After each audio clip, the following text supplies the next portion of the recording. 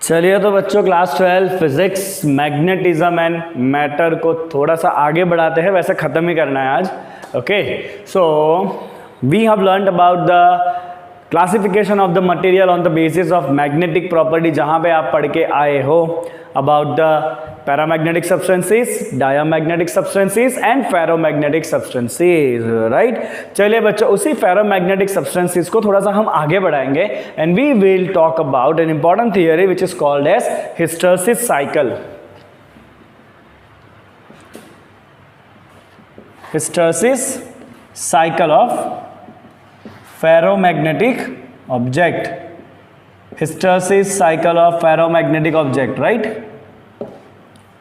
चलिए बच्चों, okay, now hysteresis cycle आपको समझाना है तो ये क्वेश्चन आपको एक और तरीके से भी पूछा जा सकता है and that is going to be the BH curve. Which curve? BH curve for hysteresis और BH curve for the ferromagnetic substance, right. चलिए, जैसे कि वर्ड आया बच्चों फेरोमैग्नेटिक, आपके दिमाग में एक सीधा पॉइंट आना चाहिए, डोमेन कंसेप्ट, राइट। जो हमने बताया था लास्ट क्लास के अंदर कि फेरोमैग्नेटिक सब्सटेंस में जो छोटे छोटे एटॉमिक मैग्नेटिक मोमेंट्स होंगे वो एक पर्टिकुलर डायरेक्शन में अलाइन होंगे और वो ग्रुप को हम कहते हैं डोमेन। और ऐसे सारे जो डोमेन होंगे वो मैग्नेटिक फील्ड के एब्सेंस में रैंडमली अरेंज होंगे। इसकी वजह से नेट मैग्नेटिक फील्ड कैसा हो जाता है? उसका जीरो हो जाता है। बट जैसे ही उसको आप एक्सटर्नल मैग्नेटिक फील्ड में रखोगे, डोमेन जो है वो एक ही डायरेक्शन में अलाइन होना चालू होगा एंड धीरे धीरे जो मटेरियल है वो मैग्नेटाइज होता जाएगा, राइट। तो हम यही करने वाले हैं, हम एक फेरोमैग्नेटिक सब्सटेंस लेंगे और उस फेरोमैग्नेटिक सब्सटेंस को हम रख देंगे सोलेनॉइड के अंदर और फिर हम सोलेनॉइड में से करंट पास कराएंगे। तो सोलेनॉइड में से करंट पास कराओगे तो सोलेनॉइड के अंदर मैग्नेटिक फील्ड बनेगा एंड ऑब्वियसली जो आपने मटेरियल रखा है वो मैग्नेटिक फील्ड में आएगा, तो मटेरियल का भी मैग्नेटाइजेशन होता जाएगा। तो हम क्या करेंगे, हम एक सोलेनॉइड लेंगे, ओके, जिसमें से हम आई करंट पास कराएंगे। जैसे ही आप सोलेनॉइड में से करंट पास कराओगे तो obviously there is going to be magnetic field inside the coil of solenoid. अब इसके अंदर हम एक फेरोमैग्नेटिक मटेरियल रख देंगे। क्या है बच्चों? ये ब्लू कलर जो दिख रहा है वो है आपका फेरोमैग्नेटिक मटेरियल है, ठीक है। चलिए बच्चों, क्या होगा फेरोमैग्नेटिक मटेरियल में? जैसे जैसे आप मैग्नेटिक फील्ड को बढ़ाते जाओगे वैसे वैसे जो अंदर डोमेन्स होंगे वो पैरेलल अरेंज होते जाएंगे एंड मैग्नेटाइजेशन बढ़ता जाएगा। So I can write here as magnetic field inside the solenoid increase, the domains arrange parallel। Domain क्या होगा बच्चों? डोमेन जो है वो अरेंज होगा parallel, okay. Domain arrange parallel and the material gets magnetized। कब तक होगा बच्चों ये? Till saturation. जब सारे डोमेन एक डायरेक्शन में अरेंज हो जाएंगे और उसके बाद सैचुरेशन आ जाएगा, ओके। तो यहां पे बच्चों एक सिंपल से पॉइंट हम लिखेंगे, this is the graph of B versus H, right. B versus H। H क्या होता है बच्चों? याद करो, H हमने कल लिखा था, H is intensity of magnetization and H जो है वो एक्सटर्नल फैक्टर है जो आप डिसाइड करोगे कितना आपको रखना है, right. So basically this H is equal to small n into I and that we will decide, right. हम डिसाइड करेंगे कि हमें H कितना रखना है by varying the current in the solenoid, ठीक है ना। चलिए, what is B? B is the magnetic field inside the material. ये B क्या है? B मतलब ये मटेरियल के अंदर कितना मैग्नेटिक फील्ड है, that is your B, right. तो B is magnetic field inside the material, right. What is it? It is magnetic field inside the material. और आपको याद होगा बच्चों ये मैग्नेटिक फील्ड डिपेंड होता है किसके ऊपर? मैग्नेटाइजेशन के ऊपर। किसके ऊपर डिपेंड होता है बच्चों? ये डिपेंड होता है मैग्नेटाइजेशन के ऊपर। B is proportional to the magnetization, ये हमने कल देखा था, ओके। चलिए, स्टार्टिंग में जब आपने कोई करंट पास नहीं कराया तो मटेरियल के अंदर कोई मैग्नेटिक फील्ड भी होने वाला नहीं है, मतलब this is the starting point O, right. अब जैसे जैसे आप करंट बढ़ाते जाओगे सोलेनॉइड में से, जैसे जैसे आप करंट बढ़ाते जाओगे मतलब इंटेंसिटी ऑफ मैग्नेटाइजेशन आप बढ़ाते जाओगे, डोमेन जो है वो पैरेलल अरेंज होते जाएंगे, मतलब मटेरियल मैग्नेटाइज होता जाएगा। इसकी वजह से मटेरियल के अंदर मैग्नेटिक फील्ड बढ़ता जाएगा। So with increasing the H, the magnetic field inside the solenoid, inside the material will also increase, okay। So you will get this kind of the graph, the relation is non linear, let's give it name as point A, there is a non linear relation. कैसा है बच्चों, relation जो है वो non linear है। और ये जो पॉइंट है ना बच्चों, A point, this point A is saturation, right. कौन सा पॉइंट है ये, सैचुरेशन है। मतलब यहाँ पे सारे डोमेन एक ही डायरेक्शन में अलाइन हो चुके हैं, मतलब आपका मटेरियल जो है वो मैक्सिमम मैग्नेटाइज है, इससे ज्यादा मैग्नेटाइजेशन वो नहीं होने वाला है, राइट। तो ये जो ए पॉइंट है ना, this is the saturation, right. चलिए अब एक बार सैचुरेशन हो चुका है बच्चों, उसके बाद अगर आपने वापस करंट को रिड्यूस किया, अगर आपने वापस करंट को रिड्यूस किया, तो you will find that magnetic field inside the material will also reduce, but the graph will not follow this path. Graph जो है वापस ये पाथ फॉलो करने वाला नहीं है। ये सिमिलर ग्राफ है बच्चों जो आपने स्ट्रेस स्ट्रेन कर्व पढ़ा था, आपने 11th स्टैंडर्ड में पढ़ा था स्ट्रेस एंड स्ट्रेन कर्व, ये सेम वैसा ही ग्राफ बनना है। वहां पे हिस्टेरेसिस आया था, यहाँ पे हिस्टेरेसिस ही है। ओके देखिए बच्चों, अब हम क्या करेंगे, जैसे ही आप H को रिड्यूस करोगे B रिड्यूस होगा, but the graph will not retrace the path. आपका जो ग्राफ है ना वो कुछ ऐसे जाने वाला है, this is what you will gate. Okay, इसका मतलब यह है कि जब मैंने H को जीरो कर दिया ना, जब मैंने H को जीरो कर दिया तो भी मटेरियल के अंदर का मैग्नेटिक फील्ड अभी जीरो हुआ नहीं है, मतलब मटेरियल इज स्टिल मैग्नेटाइज। आपने सोलेनोइड का करंट जीरो कर दिया, बट तो भी मटेरियल ने अभी अपना मैग्नेटाइजेशन टोटली छोड़ा नहीं है। मतलब जो मटेरियल है ना वो इतना मैग्नेटाइजेशन को रिटेन कर रहा है। क्या कर रहा है, मटेरियल इतने मैग्नेटाइजेशन को रिटेन कर रहा है। तो ये जो पॉइंट आया ना बच्चों B, दिस पॉइंट और this particular value is called as retentivity. क्या कहते हैं बच्चों इसको, रिटेंटिविटी, या इसे हम कहेंगे रिमेनेंस।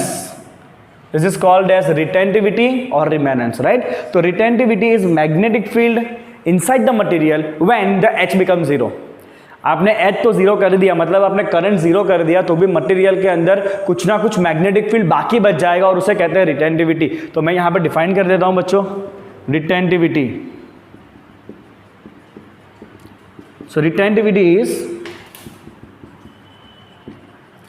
Magnetic field retain, magnetic field retained by the material when H is zero, right। ठीक है, चलिए बच्चों, अब आपने करंट को जीरो कर दिया था, अब हम क्या करेंगे, करंट को वापस पास कराएंगे बट इन अपोजिट डायरेक्शन। मतलब अब मैं करंट को अपोजिट डायरेक्शन में पास कराऊंगा, मतलब जो इंटेंसिटी है मैग्नेटाइजेशन का, अब वो ये डायरेक्शन में नहीं आएगा, वो अपोजिट डायरेक्शन में आएगा।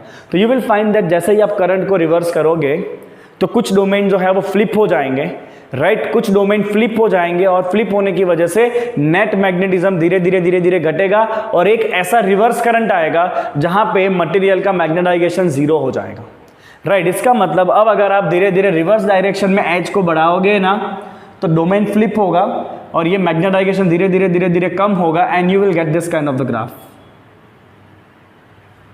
This is what you are going to get. Okay, मैं एकदम अगर इसको परफेक्टली ड्रॉ करूं, बिकॉज उसका आगे भी इसको खींचना है अभी, है ना, ग्राफ को। Okay, so now what you can see, if you are increasing the current in reverse direction, magnetization जो है वो डिक्रीज हुआ। और ये पॉइंट पे आ जाओ बच्चों, तो ये पॉइंट पे आपको क्या दिख रहा है, ये पॉइंट के ऊपर आपका मैग्नेटाइजेशन जीरो हो चुका है, राइट। तो जिस रिवर्स करंट के लिए या जिस रिवर्स इंटेंसिटी ऑफ मैग्नेटाइजेशन के लिए मटेरियल का मैग्नेटिक फील्ड जीरो हो जाएगा या मटेरियल का मैग्नेटाइजेशन जीरो हो जाएगा, उस H की वैल्यू को हम कहते हैं कोअर्सिविटी। क्या कहते हैं बच्चों इसको हम कहते हैं coercivity. This is called as coercivity, right. Material जो मैग्नेटिक फील्ड को रिटेन करेगा वो है रिटेंटिविटी, और अगर आपको मटेरियल का मैग्नेटिक फील्ड वापस जीरो कर देना है तो उसके लिए आपको रिवर्स डायरेक्शन में जो H की वैल्यू चाहिए उसे हम कहेंगे कोअर्सिविटी, राइट। चलिए बच्चों, तो अब हम क्या लिखेंगे यहाँ पे, हम यहाँ पे लिखेंगे if I is reversed what will happen, some domain flip, some domains flip and B reduce and finally it will be zero, B reduced to zero। Okay, तो चलिए यहां पे जो मेरा एक टर्म आ रहा है उसको मैं डिफाइन कर दूंगा बच्चों, coercivity. So coercivity is the value of H। किसका वैल्यू है बच्चों, ये H का वैल्यू है। कोअर्सिविटी मतलब H का वो वैल्यू जिसके लिए मैग्नेटाइजेशन क्या हो जाएगा, जीरो हो जाएगा।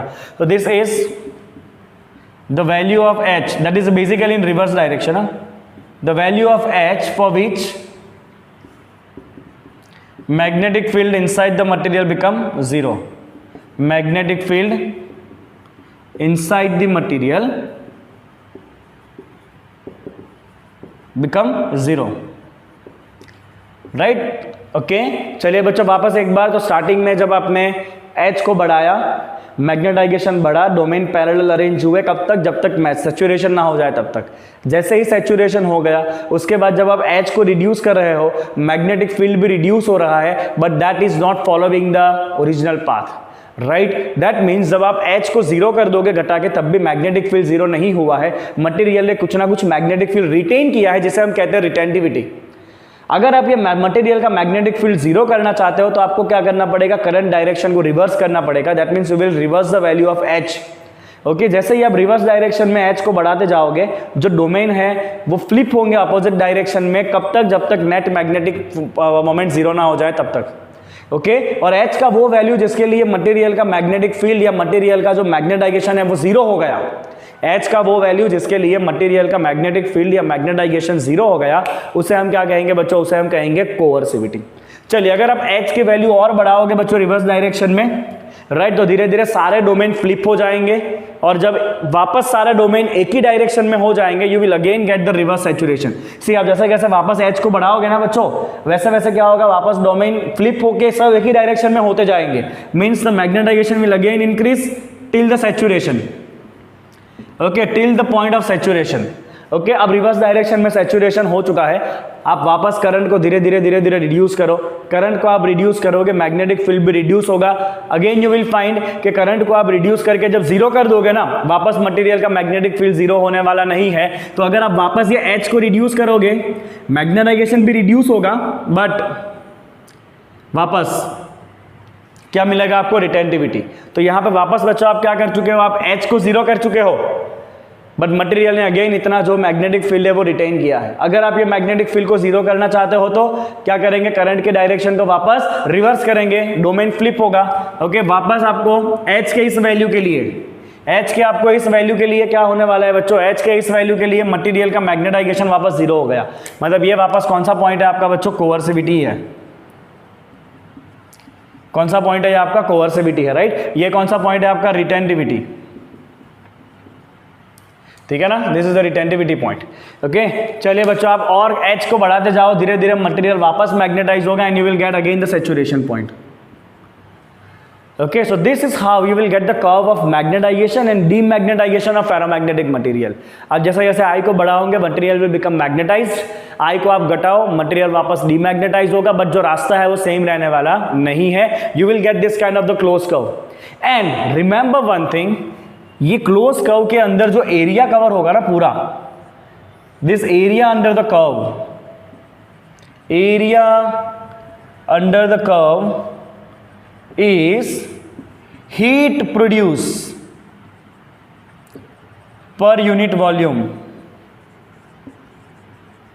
during magnetization and demagnetization, right. तो आप जब ये मैग्नेटाइजेशन डीमैग्नेटाइजेशन मैग्नेटाइजेशन डीमैग्नेटाइजेशन कर रहे हो ना, तो फेरोमैग्नेटिक मटेरियल धीरे धीरे गर्म होगा, राइट। और एक पूरे साइकिल के अंदर ये जो एरिया बनेगा उतना हीट यूनिट वॉल्यूम के अंदर मटेरियल डिसिपेट करेगा, राइट। तो this is called as hysteresis curve. Now why it is called as hysteresis? Hysteresis इसलिए बच्चों कि मटेरियल के अंदर का जो मैग्नेटाइजेशन है ना वो अपने हिस्ट्री के ऊपर डिपेंड कर रहा है। क्या मतलब इसका?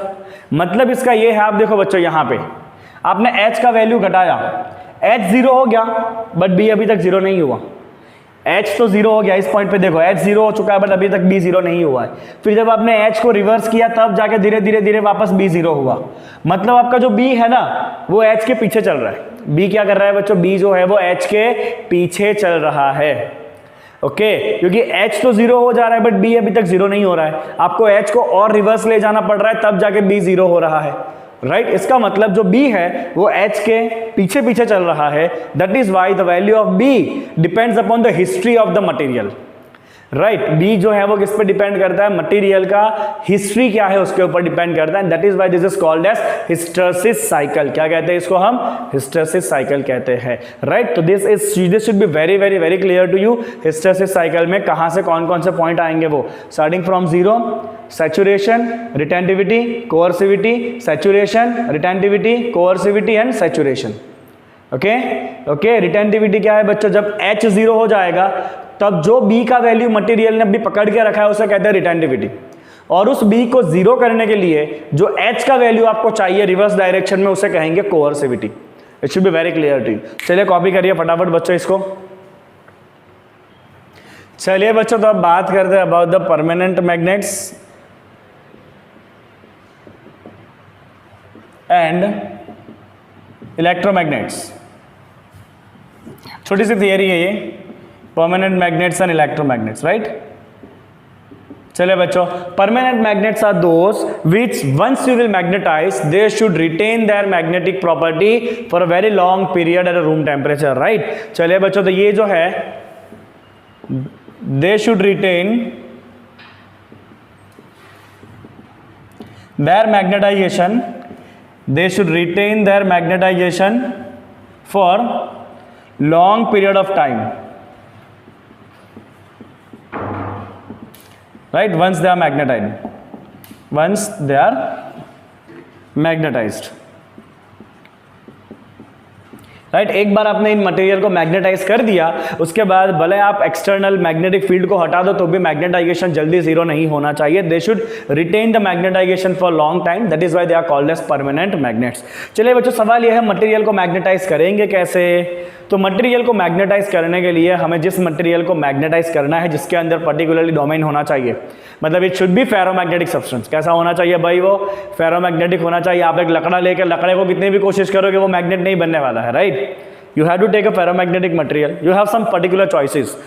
या तो आप क्या करोगे बच्चों, सबसे पहला आप फेरोमैग्नेटिक सब्सटेंस ले लो, okay. You just keep this ferromagnetic substance in north south direction. Ferromagnetic substance को आज नॉर्थ साउथ डायरेक्शन में रखो और फिर एक हथौड़ा लेके उसको मारते जाओ, मारते जाओ, मारते जाओ, मारते जाओ, okay. After some time this ferromagnetic material will become magnet, right, because जितनी बार आप इसको मारते जाओगे ना, why we are keeping this in north south direction, because earth का जो मैग्नेटिक फील्ड है that is in the direction from south to north. तो अल्टीमेटली ये आपका मटेरियल जो है ना वो साउथ टू नॉर्थ डायरेक्शन में मतलब मैग्नेटिक फील्ड में है। अब इसको जैसे जैसे मारते जाओगे ना वैसे वैसे इसके डोमेन जो है ना वो एक ही डायरेक्शन में अलाइन होते जाएंगे and it will become permanent magnet, right. तो व्हाट वी विल डू, एक हथौड़ा लिया, क्या करेंगे, इसको मारते जाएंगे, keep beating it,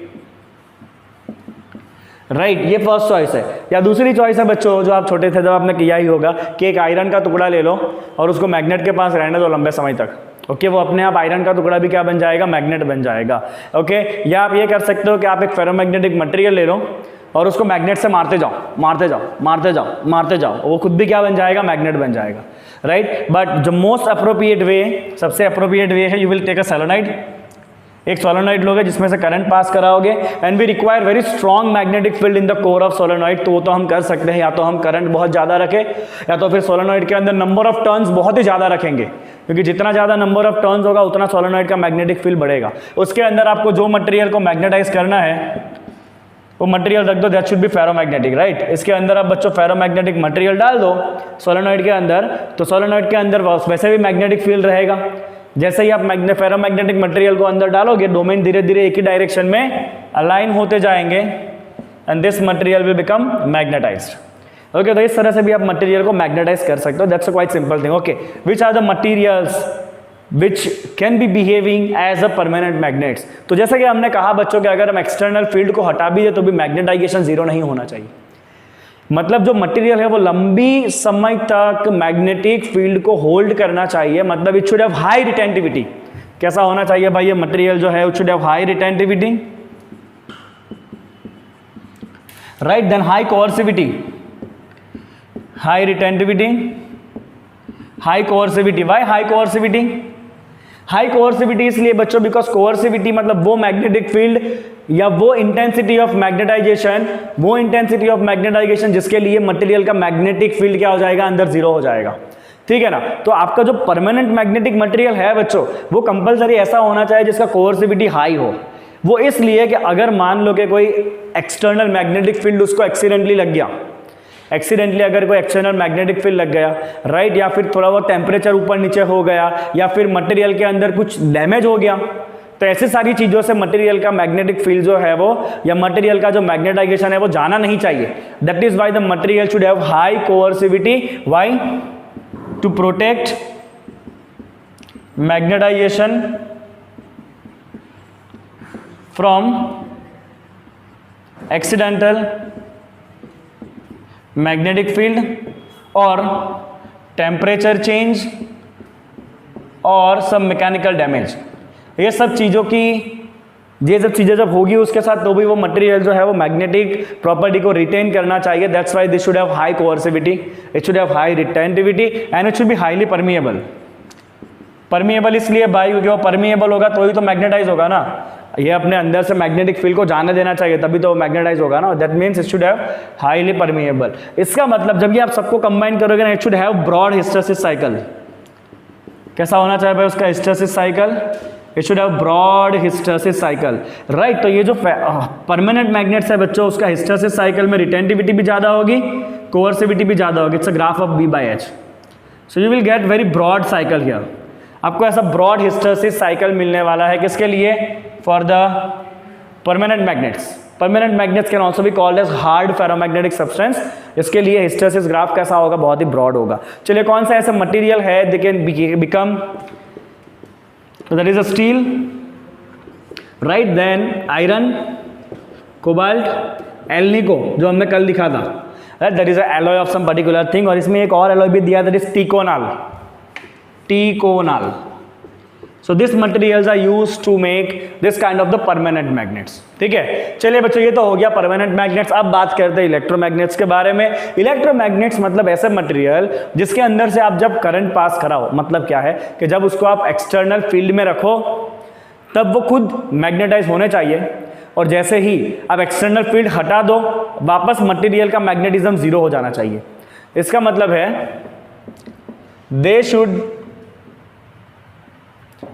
become demagnetized, they should become demagnetized on removal of external field, on removal of external field। मतलब जैसे ही आपने एक्सटर्नल फील्ड को हटा दिया, वापस ये मटेरियल का जो मैग्नेटाइजेशन है वो जीरो हो जाना चाहिए, बराबर। चलिए, इसका मतलब ये ज्यादा मैग्नेटिक फील्ड को रिटेन नहीं करना चाहिए। That mean it should have low retentivity, right? It should have low coercivity, low retentivity, low coercivity and definitely it should have high permeability। Permeability तो हाई चाहिए, तभी मटेरियल मैग्नेटाइज होगा। अगर permeability तो लो हो गया तो उसके बाद मटेरियल जो है वो मैग्नेटाइज नहीं होने वाला है, राइट। मटेरियल को मैग्नेटाइज होने के लिए परमिएबिलिटी तो हाई ही चाहिए दोनों के अंदर, बट यहाँ पे रिटेंटिविटी ज़्यादा होगा, यहाँ पे रिटेंटिविटी कम होगा, क्योंकि मटेरियल को अपने को लॉन्ग टाइम तक मैग्नेटिक फील्ड रिटेन करवाना भी नहीं है। जब मटेरियल को फील्ड में रखोगे तब जाके वो मैग्नेटाइज होना चाहिए, जैसे ही एक्सटर्नल फील्ड को हटा दिया मैग्नेटाइजेशन वापस जीरो हो जाना चाहिए, बराबर। ठीक है, चलिए एग्जांपल है बच्चों इसका soft iron. The example here is soft iron, okay. और उनका जो हिस्टैरिसीस साइकिल है, बिकॉज रिटेंटिविटी भी कम है, कोअर्सिविटी भी कम है, they have narrow hysteresis cycle,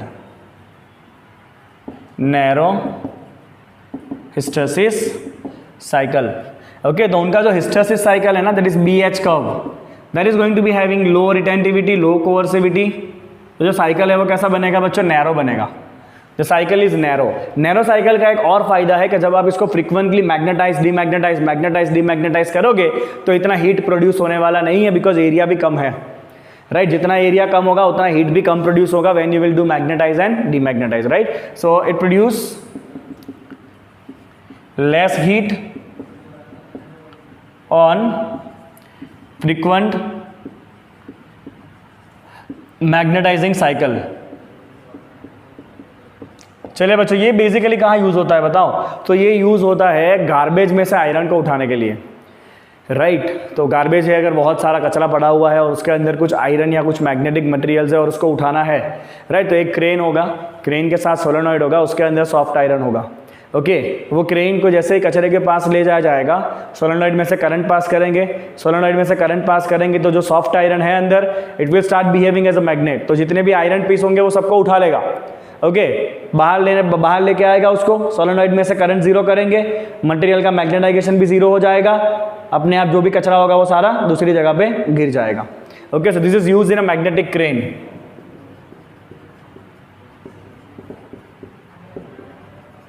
कहाँ यूज होगा? Magnetic crane, right. चलिए बच्चों, अब कुछ ऐसे भी सॉफ्ट या आप कह सकते हो इलेक्ट्रोमैग्नेट्स है जो एसी साइकिल में काम करते हैं, राइट। जैसे कि आपको ग्रामोफोन के अंदर एसी साइकिल यूज करना होता है। फिर एक और दिया हुआ यहाँ पे, that is a transformer core and telephone diaphragm.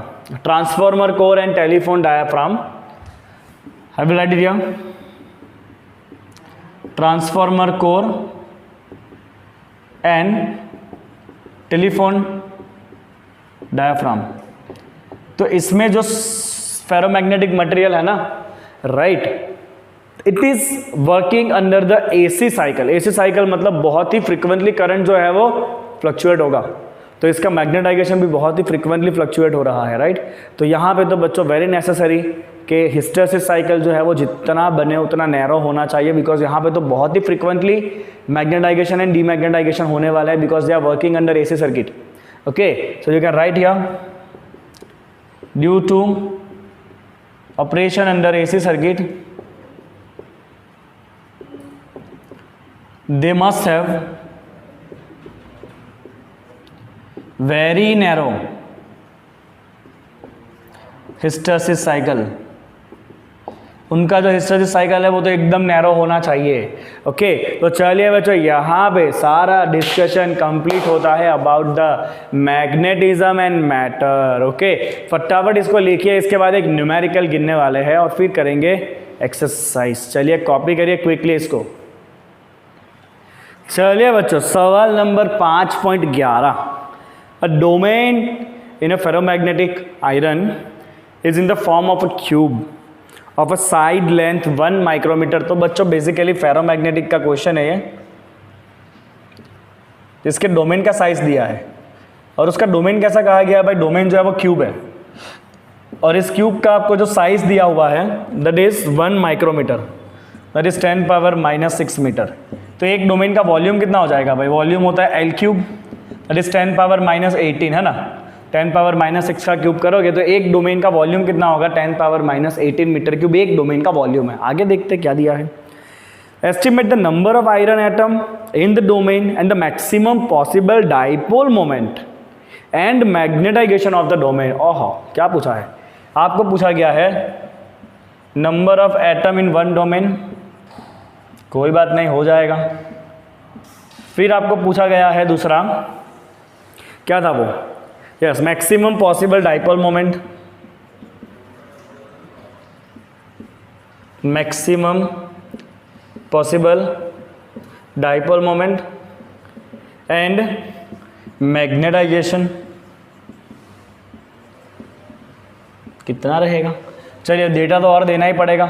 और डेटा में क्या क्या दिया है वो देखो बच्चों। तो मोलिकुलर मास ऑफ आयरन दिया है 55 ग्राम पर मोल, ठीक है, मोलर मास काम लगेगा आपको, कैपिटल M 55 ग्राम पर मोल। चलो ठीक है, और क्या दिया हुआ देखें। Okay and it's density is given. Okay very good, density is given 7.9 gram per centimetre cube. और कुछ दिया है क्या? Assume that each iron atom has a dipole moment of, चलिए हर एक आयरन एटम का डाइपोल मोमेंट दिया है। Each atom has dipole moment, let's give it name as small m। तो हर एक एटम का डाइपोल मोमेंट दे दिया भाई, that is 9.27 into 10⁻⁻24 ampere into metre square. ठीक है, इतना डेटा आपको दिया है, इतना ज़्यादा कुछ है नहीं इसके अंदर, आपको कैल्सी यूज़ करना है। कैल्सी कैसे करेंगे वो देखिए। चलिए बच्चों, डोमेन का मतलब है कि इसके अंदर जितने भी एटम है उन सबका मैग्नेटिक मोमेंट एक ही डायरेक्शन में होगा, राइट। तो आप पहले ये फाइंड करो इसके अंदर एटम कितने होंगे। तो आप simple formula based logic use करो। चलिए पहले ये फाइंड करते हैं कि एक डोमेन का मास कितना होगा। So first I will find mass of one domain, right. तो मास क्या हो जाता है बच्चों? मास होता है डेंसिटी इंटू वॉल्यूम। अभी आप 12th में हो तो आपको इतना तो पता ही होगा, है ना। ओके, डेंसिटी आपको दे दिया है ग्राम पर सेंटीमीटर क्यूब में, that is 7.9 gram per centimetre cube. और वॉल्यूम जो है ना, सीधे जैसे कि मुझे पूरा क्वेश्चन जो है वो ग्राम वाम में दिख रहा है ना, so I will also keep entire question in gram only, gram and centimetre. Okay, so what do you mean by metre cube? तो 1 मीटर होता है 10 पावर 2 सेंटीमीटर, उसका आप क्यूब करोगे कितना हो जाएगा? ये 10 पावर 6 हो जाएगा सेंटीमीटर क्यूब में, होगा ना, होना ही है उसको तो, राइट। मीटर क्यूब, 1 मीटर मतलब 10 पावर 2 सेंटीमीटर, उसका क्यूब करो 10 पावर 6 सेंटीमीटर क्यूब, तो ये वॉल्यूम हो जाएगा आपका, कितना हो जाएगा वॉल्यूम? यहाँ पे लिखते हैं 10 power -2 centimetre cube, this is the volume, right. चलिए वॉल्यूम कितना है आपका? वॉल्यूम है भाई 10 पावर -12 सेंटीमीटर क्यूब, कट करो इसको, तो एक डोमेन का मास हो जाएगा 7.9 ग्राम, राइट। चलिए अब 7.9 ग्राम के अंदर कितने एटम में फाइंड करना है आपको? तो आपको मोलिकुलर मास दिया हुआ, ये रहा, क्या दिया है बच्चों? मोलर मास दिया है 55 ग्राम पर मोल, इसका मतलब 55 ग्राम में 1 मोल है, सो आपको दिया हुआ है 55 gram is equal to 1 mole, 1 mole मतलब 6.022 into 10 power 23 atom. This things are very basic, right. पहले मैंने एक डोमेन का मास निकाल दिया डेंसिटी को यूज करके, अब मैं मोलर मास यूज कर रहा हूं, तो 55 ग्राम के अंदर 1 मोल है, 1 मोल मतलब 6.022 इंटू 10 पावर 23, तो ये जो आपके पास है 7.9, ये 10 पावर -12 कहाँ गया? इंटू 10 पावर -12 ग्राम, उसमें कितना होगा? लेट्स फाइंड 7.9 इंटू 10 पावर -12 ग्राम में कितना होगा भाई? 7.9 into 10 power -12 divide by 55 into 6.02 ले लो खाली, इंटू 10 पावर 23। चलिए मेरा कैलसी क्या कहता है बताऊं? This is 7.9 into 6.02 divide by 55, चलिए 0.864 इंटू 10 पावर 11, राइट। इतना हो जाएगा आपका, क्या हो जाएगा बच्चों? इतने एटम्स है एक डोमेन के अंदर,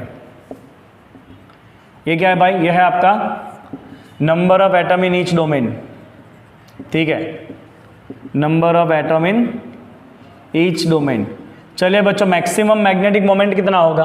तो एक एटम का मैग्नेटिक मोमेंट दिया हुआ है, एक डोमेन के अंदर इतने एटम्स है, तो मैक्सिमम मैग्नेटिक मोमेंट कितना हो जाएगा बच्चों? तो इसको इंटू कर दो आप, तो हम यहाँ पे लिखेंगे maximum magnetic moment, right, give it name as m, right, that is going to be number of atom in each domain into moment of each atom, right। number of आपका आया हुआ है 0.864 into 10 पावर 11 एटम, ओके, और हर एक atom का आपको दिया है magnetic moment 9.27 into 10 power -24, right. चलिए बच्चों देखते हैं कितना आ रहा है, वो मल्टीप्लाई कर लेते हैं इसको, 0.864 इंटू 9.27, चलिए this is going to be 8 into 10 power कितना बचेगा? -13, यूनिट क्या होगा? एम्पियर इंटू मीटर, क्योंकि यहाँ पे आपका एम्पियर इंटू मीटर स्क्वायर है, this is ampere into metre square, right. तो your unit is going to be ampere into metre, unit पे थोड़ा ध्यान देना, ये तो आधा आधा मार्क करता जाएगा।